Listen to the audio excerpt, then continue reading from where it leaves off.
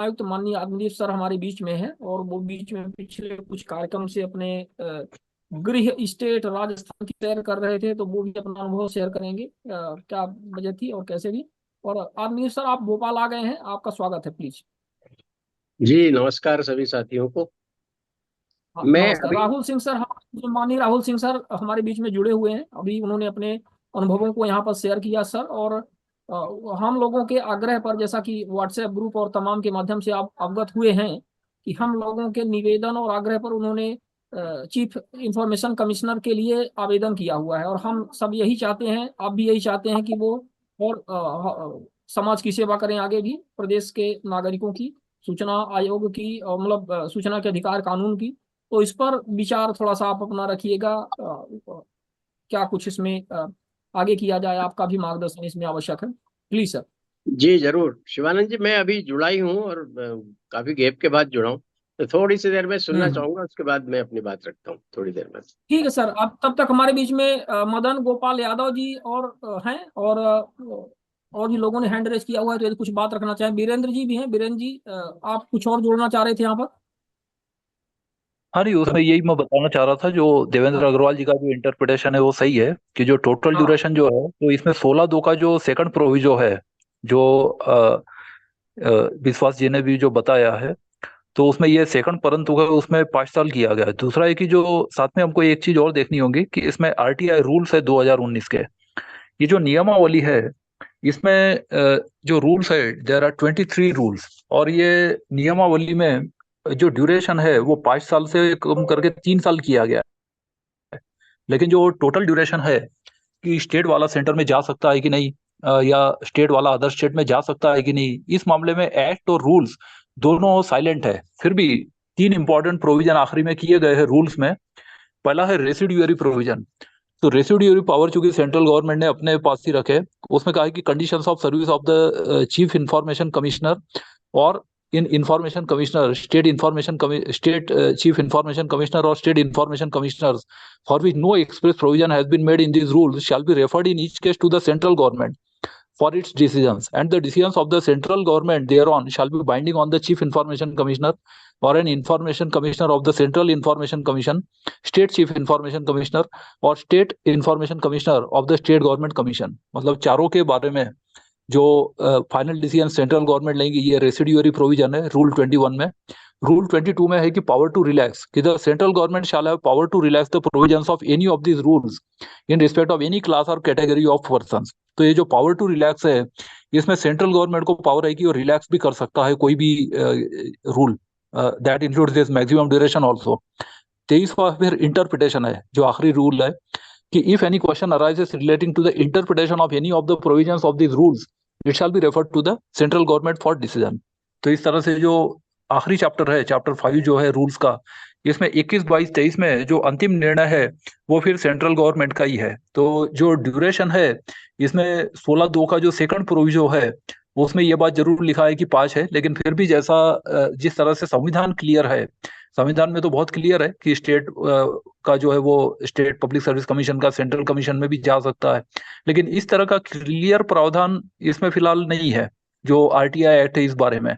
और एक्ट इस मामले में साइलेंट है, कि विद इन द कमीशन तो लिखा है, 13(2) में भी वैसा ही सेकंड प्रोविजो है, 16(2) में भी वैसा ही सेकंड प्रोविजो है, लेकिन स्टेट वाला सेंटर में जाएगा कि नहीं, और स्टेट वाला दूसरे स्टेट में जा सकता है कि नहीं, इस बारे में क्लियर नहीं है। लेकिन जहां तक एम्बिग्यूटी है, तो उस बारे में ये प्रावधान बनाया गया है, जिसमें 21, 22, 23 में जो मतलब 3 रूल्स है 2019 के, इसमें ये सेंट्रल गवर्नमेंट के पास ये पावर है। धन्यवाद।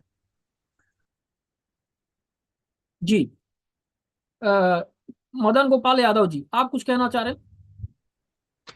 सर मैं एक पूछना चाह रहा था, जैसे कोर्ट के माध्यम से भी अपने कुछ मैंने एक पढ़ा था, उसको मैं पूरा नहीं समझ पाया, तो उसके बारे में पूछना था। कोर्ट में अपन जैसे किसी ने अपने को सूचना के अधिकार के तहत नहीं दिया, तो जा सकते हैं, सूचना ले सकते हैं? हाँ, कोर्ट हाँ में जी, सूचना का अधिकार लगाया जा सकता है, बिल्कुल। हाँ जी, इसमें मैं उनकी। केस लॉ बता देता हूँ मैं। कोर्ट में यदि डायरेक्ट जाना है बिना आरटीआई एप्लीकेशन के, तो वो पॉसिबल है, तब फिर उसमें आरटीआई एक्ट में नहीं आता है। लेकिन जो freedom of speech and expression है, आर्टिकल 19(1)(a) में डायरेक्टली हाईकोर्ट या सुप्रीम कोर्ट में जा सकते हैं। लेकिन नहीं, मेरा क्वेश्चन ऐसे ये था कि लेकिन ऐसे सूचना मामले कैसे फेल होते हैं उसका मैं एग्जांपल बताता हूँ कि ये सीबीआई डायरेक्टर की नियुक्ति का नहीं, मामला इनका गया। इनका प्रश्न, बीरेन जी, इनका प्रश्न शायद कुछ और है क्या? मदन गोपाल जी, क्या आपका प्रश्न है? क्लियर मेरा बताइए स्पष्ट। मेरा प्रश्न ये था सर कि मैंने कोई सूचना मांगी किसी से और मेरे को सूचना नहीं मिली वो, हाँ, तो मैं क्या कोर्ट के माध्यम से वो सूचना ले सकता हूँ? कोर्ट के माध्यम से, वही तो बता रहे हैं फिर वीरेंद्र जी कि मतलब देखिए, कोर्ट, आप अपील यूनियन एग्जॉस्ट करने के बाद ही आप जा सकते हैं, अपील करने के बाद आप जाएंगे। वो कुछ अलग पूछ रहे हैं। कर दीजिए कोर्ट सर। के माध्यम मतलब आप सिविल कोर्ट या क्रिमिनल कोर्ट, मैजिस्ट्रियल कोर्ट की बात कर रहे हैं या हाई कोर्ट सुप्रीम कोर्ट की बात कर रहे हैं? सर कहीं क्योंकि भी दोनों जैसे के अलग अलग प्रावधान है। देखो, यदि आप सीबीसी सीआरपीसी की बात करेंगे तो मैं आपको अलग प्रावधान बताऊंगा, और यदि हाई कोर्ट सुप्रीम कोर्ट की बात करोगे तो मैं अलग जवाब दूंगा, इसलिए मैं पूछ रहा सुप्रीम हूँ। कोर्ट की बात कर रहा हूँ सर मैं। हाँ, सुप्रीम कोर्ट हाई कोर्ट की बात। हाँ, हाई कोर्ट सुप्रीम कोर्ट। तो देखो, हाई कोर्ट सुप्रीम कोर्ट में आप आरटीआई एक्ट में डायरेक्ट गए तो क्या होता है उसका मैं एग्जांपल आपको बताता हूँ। सीबीआई डायरेक्टर का मामला गया था वहां पर, आरटीआई एप्लीकेशन की, और फिर मामला सीधा सुप्रीम कोर्ट में चला गया। तो सुप्रीम कोर्ट ने कहा कि इसमें अपीलीय अधिकारी निर्णय देगा। यदि आपने आरटीआई एक्ट का कोई प्रोविजन इन्वोक कर लिया 6(1), तो उसके बाद फिर आपको पूरी प्रक्रिया पास कंप्लीट करनी पड़ेगी। फिर इसमें अपीलीय अधिकारी के पास जाना पड़ेगा, आयोग भी जाना पड़ेगा। उसके बाद फिर जो आपको रिट ज्यूरिसडिक्शन में हाईकोर्ट वगैरह भी जा सकते हैं। तो उन्होंने कहा कि इसमें अपीलीय अधिकारी है वो निर्णय लेगा इस एप्लीकेशन पर, और सुप्रीम कोर्ट ने वो डिसमिस कर दिया कि यू हैव नॉट फॉलोड 19(1). तो 19(1) का पालन किए बिना सीधा वो चले गए। तो सुप्रीम कोर्ट ने वो सीबीआई डायरेक्टर की नियुक्ति का ये कर दिया, डिसमिस कर दिया था कि आपके पास अल्टरनेटिव रेमेडी है, और इसलिए हम रिट ज्यूरिसडिक्शन एक्सरसाइज नहीं करना चाहते हैं। तो इसलिए उसमें, और संविधान में डायरेक्टली यदि आप जाना चाहते हैं कि आरटीआई एप्लीकेशन भी नहीं करना है और बिना एप्लीकेशन के ही जाना है, जैसे कि इलेक्टोरल बॉन्ड वाले में अभी हुआ था, तो फिर उसमें फिर 19(1)(a) में आप सीधा रिट ज्यूरिसडिक्शन में जा सकते हैं, हाईकोर्ट में भी और सुप्रीम कोर्ट में भी। तो 226 में भी वो रेमेडी है, 32 में भी है। तो फिर आपको एज ए कॉन्स्टिट्यूशनल राइट और एज फंडामेंटल राइट जाना पड़ेगा। It will not be your legal right. तो लीगल राइट यदि है तो फिर आपको पूरी लीगल प्रक्रिया फॉलो करनी पड़ेगी। फिर लोअर कोर्ट में यदि आपको जाना है सीपीसी सीआरपीसी, तो सीपीसी सीआरपीसी में ऑलरेडी बहुत सारे ऐसे प्रावधान है कि कोर्ट को पावर होते हैं, मैजिस्ट्रेट को भी ऐसे पावर होते हैं। तो उनके माध्यम से आप कमीशन जारी करवा सकते हैं। Commission is for production of any documents, court के ऑर्डर को कमीशन बोलते हैं। तो कोर्ट जो है वो सीपीसी या सीआरपीसी में कमीशन जारी करता है, समन्स जारी करता है कुछ प्रोड्यूस करने का। कोर्ट को भी अधिकार है, इवन पुलिस को भी अधिकार है। पुलिस को भी 91 में अधिकार है, 93 में सर्च के भी अधिकार है। तो वो सर्च वारंट भी जारी करवा सकता है। सर्च के कुछ अधिकार है जो 50 में पर्सन्स के सर्च के, प्रॉपर्टी के सर्च के कुछ अलग अधिकार है। तो इस तरह के जो प्रावधान है वो लोअर कोर्ट के माध्यम से भी कर सकते हैं। तो इसमें सीपीसी और सीआरपीसी में भी इस तरह कोर्ट के माध्यम से रेमेडी है। धन्यवाद। जी। हाँ जी, और हैंड रेज है हाँ, कुछ? हाँ, और हैंडरेज हैं। साजिद सलमानी जी हैं। साजिद सलमानी जी, आपका क्या प्रश्न है? नमस्कार सर। हाँ जी, नमस्कार, बताइए। सर मैं एक जानकारी लेना चाह रहा हूँ, जैसे बीपीएल राशन कार्ड है, अंत्योदय राशन कार्ड है, इस पे कितनी सूचना, कितने पेज मुफ्त मिलते हैं?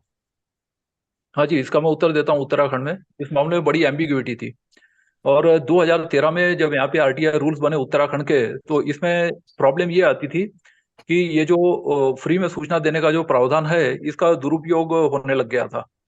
और होता ये था कि गरीब ही आवेदन करता था क्योंकि उनको फ्री में मिलती है। तो बाकी लोगों ने भी जो उनके थ्रू ही करना शुरू कर दिया कि बिलो पॉवर्टी लाइन वाला कोई ढूंढो और बीपीएल वाले से आरटीआई करो, मारा भी जाएगा तो गरीब ही मारा जाएगा, हम तो बच जाएंगे। तो इस तरह से जो बीपीएल के जो बिलो बीपीएल है वही लोग हाईलाइट होने लग गए थे, और वही मतलब शिकार भी बनते थे कि ये जो है सूचना मंगवाते हैं। बाद में जो प्रावधान किया गया तो उत्तराखंड में लागू हुए रूल्स में वो ये कर दिया गया कि यदि उससे स्वयं से या परिवार से संबंधित है, तो फिर वो चाहे जितनी सूचना उसको फ्री में मिलेंगी, चाहे 1000 पेज की भी हो तो पूरे 1000 पेज की भी फ्री में मिलेंगी। लेकिन स्वयं से या परिवार से संबंधित नहीं है तो फिर उसको केवल 50 पेज फ्री में मिलेंगे, यानी मैक्सिमम 100 रुपए की फ्री में मिलेंगी। और उसके बाद वही रेट है जो ऑर्डिनरी पब्लिक के लिए है, मतलब 2 रुपीज पर पेज के हिसाब से फिर वो चाहे जितनी सूचना खरीद सकता है। तो इस तरह से इसमें प्रावधान किया गया ताकि ये जो बीपीएल प्रोविजन है इसको प्रॉक्सी आरटीआई एप्लीकेंट बना के बाकी लोग इसका दुरुपयोग ना करें, और फिर ऐसा ना हो कि गवर्नमेंट का रेवेन्यू ही जीरो हो जाए। क्योंकि आरटीआई एक्ट में इफिशियंसी भी बनाए रखना है, और ये फ्री में सूचना देने के लिए नहीं बना है। इसीलिए एप्लीकेशन फीस बनाई गई है, और ये एप्लीकेशन फीस जो है ये बहुत लो रखा गया है। लेकिन यदि इसको दूसरे लोग एक प्रॉक्सी आरटीआई करने लग जाए कि गरीबों के माध्यम से ही किया जाए, क्योंकि उनके माध्यम से करने का सबसे बड़ा फायदा यह है कि सूचना भी फ्री में मिल जाएगी और गरीब भी मारा जाएगा, हम तो आरटीआई एप्लीकेंट के नाम से कहीं पर हाईलाइट होंगे नहीं।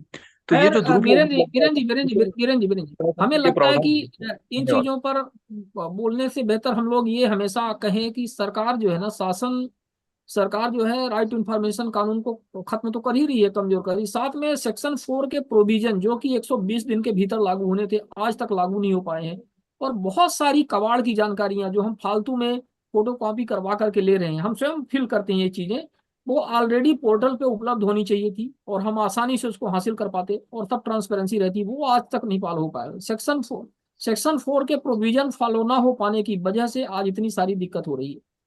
कोई बीपीएल का सहारा लेता है, एपीएल का सहारा लेता है, गरीब का सहारा लेता है, वो इशू ही नहीं है। इशू तो मेन वो है जो हम लोग हमेशा ही जिसको मिस कर जाते हैं कि सेक्शन 4 के प्रोविजन, ट्रांसपेरेंसी के प्रोविजन हम फॉलो नहीं कर पा रहे हैं, विभागों में अकाउंटेबिलिटी नहीं आ पा रही है, जिसकी वजह से ये सारी दिक्कतें हम लोगों को ज्यादातर झेलने को पड़ रही है। इनका साजिद सलमानी का या इनका जो भी प्रश्न है, इनका कहना सही है कि भाई बीपीएल का अपन लगाएं, और ज्यादातर लोग बीपीएल का इसीलिए लगाते हैं, हर कोई इतना ज्यादा नहीं रहता है, पैसे इतने हम ही लोग लगाते हैं, तो पैसे कहाँ से आए इतने सारे। तो कई बार जब कोई कह देता कि भाई 4,000 5,000 पन्ने की जानकारी है, तो अपन नहीं पीछे हट जाएंगे, सीधी सी बात है। इतनी जानकारी कहाँ से मिलेगी, या कि कोई ऐसा व्यक्ति हो जो सपोर्ट में हो, जिसके साथ में हम लोग काम कर रहे हैं, और वो बोले हाँ ठीक है भाई हम तुम्हें पैसा दे देंगे, आप तो लगा दो कोई बात नहीं है। तो उस स्थिति में आदमी लगा सकता है 5,000 पन्ने की, 10,000 रुपए लगा करके जानकारी प्राप्त कर सकते हैं। वरना ये सब सर हेलो। वही जानकारी, वही यदि जानकारियां सेक्शन 4 के तहत साझा की जाती हैं ज्यादा से ज्यादा, तो वो हम आसानी से देख लेते। हाँ, इसमें एक चीज और है, इसमें साजिद सलमानी आप एक काम और कर सकते हैं कि ज्यादातर जानकारियां जब बहुत ज्यादा पेजेस की कोई बता रहा है और बीपीएल की तरफ से लगाए हैं, और कोई ज्यादा पेज की जानकारी बता रहा है कि 10,000 पन्ने की जानकारी है, 5,000 पन्ने की जानकारी है, 4,000 की है, तो आप उनसे एक चीज जरूर डिमांड कर सकते हैं। आप उनको सेक्शन 221J के तरह के अंतर्गत, हाँ, सेक्शन 2J1 है ना, 2J1 जी है जी वो, जी तो जी उसके जी। तहत आप निरीक्षण की मांग कर सकते हैं कि अब ठीक है मुझे आप निरीक्षण करवा दीजिए, तो जो आवश्यक जानकारी है हमारे लिए हम उसको छांट करके ले लेंगे, बाकी हम कबाड़ क्या करेंगे अपने साथ ले जा करके। तो आप उसमें से सिर्फ काम की जानकारी प्राप्त कर पाएंगे। ये एक बहुत अच्छा तरीका रहता है जो हम अक्सर ये महसूस करते हैं, क्योंकि हमारे पास जब ये ऐसे लोग बहुत ज्यादा जानकारी के लिए ऑफर कर देते हैं, तो हम तो बिल्कुल नहीं लेते इतनी जानकारी। कई बार हम आयोग से, माननीय आयोग से भी ये हमेशा ही वो किए हैं कि हाँ ये बेहतर है मेरे लिए, वो भी आदेशित कर देते हैं कि आप जाकर के निरीक्षण कर लो। मुझे वो बेहतर लगता है कि भाई अपन बैठ सर करके देख लिए, सर एक काम की समस्या जगह। और आ रही है ना सर। सर एक समस्या भी आ रही है, जितने भी हेड ऑफिस हैं पोस्ट ऑफिस, उनमें पोस्टल ऑर्डर नहीं है 10 रुपए वाले पिछले 1 साल से। वो पूरे हिंदुस्तान में ये स्थिति है। इसको मैंने कई बार ट्वीट एक भी किया साल से हुआ है, ज्यादा हो गई है, सोशल मोदी सरकार ने छपाई बंद करवा रखी है हैदराबाद बिल्कुल सही प्रिंटिंग बात। प्रेस की। हम्म। सर इलेक्ट्रॉनिक पेमेंट शुरू हो गया है। 10 रुपए का जो आप इलेक्ट्रॉनिक हाँ, पेमेंट करते हैं वो भी ये मान्य ये है। जरूर आप तरीका अपनाएं। हम एमपी में ये कर रहे हैं, हम एमपी में कर रहे हैं, जो एमपी ट्रेजरी के माध्यम से हम पेमेंट करते हैं। एक जानकारी ये चाहिए थी। हेलो। हाँ हाँ, स्वतंत्र शुक्ला जी बताइए। मैं ये बोल रहा था कि आज से जैसे सर का लास्ट भी हुआ था कार्यकाल, तो इसको लेकर क्या ऐसी कोई खबर बनाई जा सकती है कि 10 बड़े निर्णय। हाँ बिल्कुल, इस विषय पर आत्मदीप जी भी हमारे बीच में जुड़े हुए हैं। वो एक महत्वपूर्ण सूचना आयुक्त के साथ साथ पत्रकारिता से भी जुड़े रहे हैं। तो आत्मदीप सर, इस विषय पर कुछ आप भी अपनी बात रखिए, अपना मत, आपका मत सुनना चाह रहे हैं लोग। माननीय आत्मदीप सर सुन पा रहे हैं? आत्मदीप चलिए सर अब, प्रेस नोट बनाकर दे सकते हैं। इंपॉर्टेंट जो जजमेंट्स है हाँ मध्य प्रदेश कुछ, के, इसमें एक प्रेस नोट बिल्कुल बनाकर कुछ इस तरह से तो। किया जाए। बाकी नहीं। स्वतंत्र जी, जिस तरह से आपकी मंशा है, आपने जो बात कही है, वो कई सारे निर्णय जिस तरह से माननीय राहुल सिंह जी ने यहाँ पर चर्चा की प्रारंभ में, वो रिकॉर्डेड वीडियो के तौर पे आप इसमें फेसबुक लाइव में आप प्राप्त कर सकते हैं, हाँ। और हमें हाँ, उसी सर से मेरे कर को। करके। तो एक बिल्कुल प्रेस नोट आप इसको बनाइए और इसको चलवाइए, बहुत आवश्यक है, और उसको शेयर करिए तो उसको और भी ज्यादा से ज्यादा चलवाया जाए। ठीक है।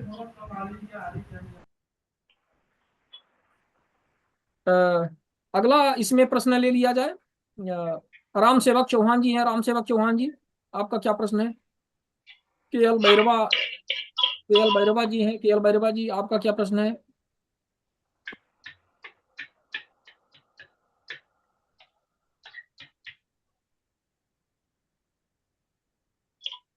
सैमसंग SM M215215F से कोई सज्जन है, वो कुछ पूछना चाह रहे हैं?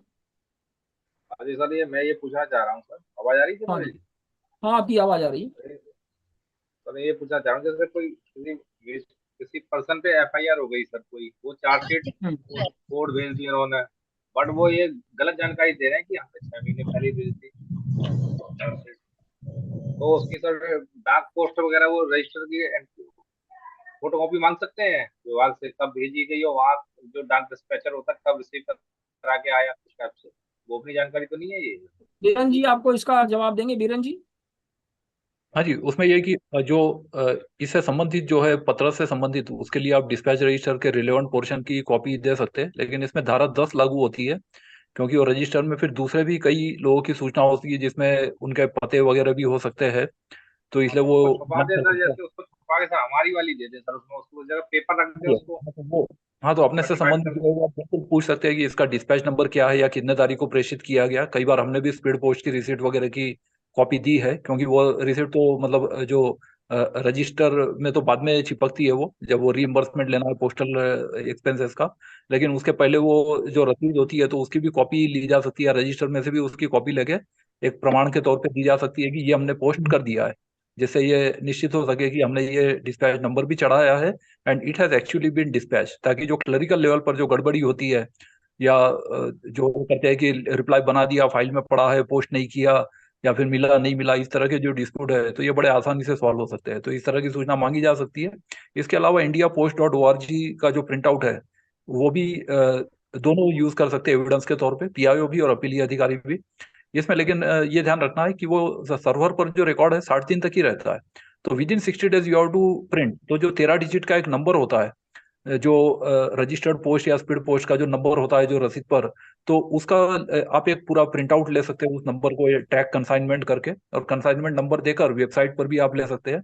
और जो रजिस्टर्ड पोस्ट या स्पीड पोस्ट है तो उसका जो ये है, ये प्रमाण के रूप में इस्तेमाल किया जा सकता है, क्योंकि ऑथेंटिक वो वेबसाइट से होता है सेंट्रल गवर्नमेंट की, तो indiapost.gov.in पर ये रिकॉर्ड अवेलेबल होता है, लेकिन ये 60 दिन के अंदर प्रिंट करना जरूरी होता है। और जहां तक मिलना नहीं मिलने की बात है, उसका वो टेक्निकली बड़ा सिंपल डिस्प्यूट होता है, उसमें आयोग जनरली ये बोलता है कि एक बार दे दिया फिर से दे दो, तो उस तरह से प्रॉब्लम सॉल्व हो जाते हैं, क्योंकि वो एग्जेम्प्टेड नहीं है या कोई देने में आपत्ति नहीं है, तो दूसरी बार भी देने में वो आपत्ति नहीं कर सकता एक्सेप्ट द कॉस्ट या जो एडिशनल मेरा वो केवल इसमें निर्णय लेना मेरा होता है। क्वेश्चन सर ये है कि जो डिपार्टमेंटल लेटर जा रहा है जो सर गवर्नमेंट का ही अपने आपस में SHO से CO के गया, CO से कोर्ट में गया, उस डाक रजिस्टर की वो जो चाहिए सर, डेट किस डेट को ये मेरा लेटर भेजा गया, FIR भेजी गई या चार्जशीट भेजी गई, इसकी डेट चाहिए सर मुझे, मेरे लेटर की नहीं चाहिए सर मुझे, डिपार्टमेंट ने कब भेजा सर।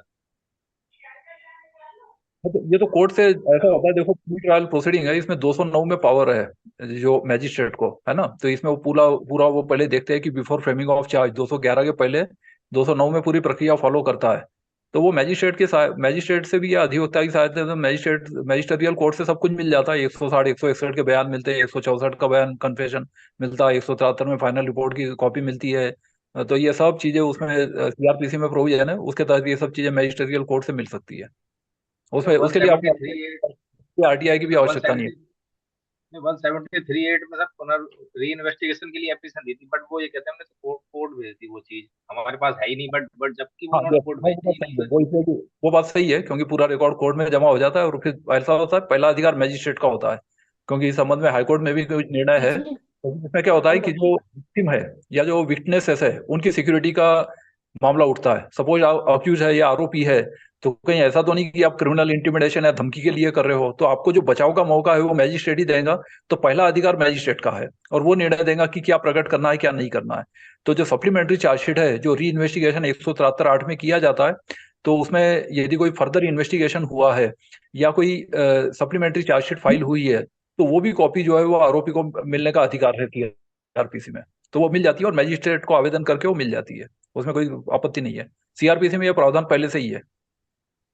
सर वो ये बोल रहे हैं कि 168 हम इसलिए नहीं कर सकते, चार्जशीट कोर्ट पुलिस वाले नहीं देंगे ना, पुलिस को अधिकार भी नहीं, उन्होंने जमा कर दिया, उनका रोल खत्म हो गया, वो रखते भी नहीं ओरिजिनल अपने पास, वो कोर्ट में जमा हो जाती है, तो वो जो कोर्ट में जिसके पास है वहीं से मिलेंगी ना, तो आपको कोर्ट जो है वहां पे आप कर सकते हो, और वहां पे CRPC की प्रक्रिया है, उसमें ऑलरेडी प्रावधान है सूचना देने की। डेट गलत बता वीरेन रहे हैं जी सर, वो डेट गलत वीरेन बता जी रहे हैं। वीरेन जी, इस प्रश्न को हम बाद में भी लेंगे, समय हमारे पास कम है।